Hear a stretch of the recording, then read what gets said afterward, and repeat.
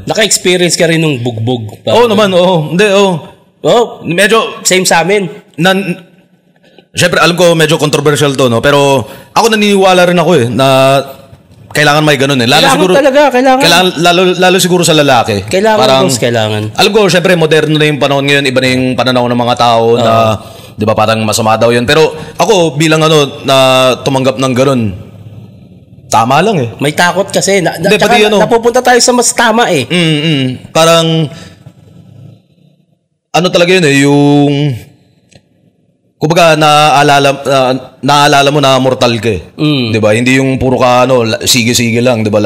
Lahat na lang kung ano yung trip mo, kung ano yung gusto mo mangyari, magagawa mo na. Tas yun, parang parang syempre nung dumadaan ako sa ganun, parang normal lang din ata na magalit, 'di ba? Na parang tanga na ba't ako ginaganito? Ako question ko tatay ko na, binuhay mo ba ako para gawin to? Oo, hindi, ganun, 'di ba? Parang feeling ko normal nga sa maraming batang dumadaan sa ganun. Pero sa isang banda, boss, puta kay maganda ring maranasan mo 'yun para magkaroon ka nung parang takot na hindi mo laging bastusin yung mas ahid sa iyo eh. Hindi, ganun nga. Tama yun. Tas yun, parang minsan may kakaiba rin akong parang iniisip ko nga parang tana siguro, 'di ba, parang dumaan ako sa ganyan, naging ganito naman ako.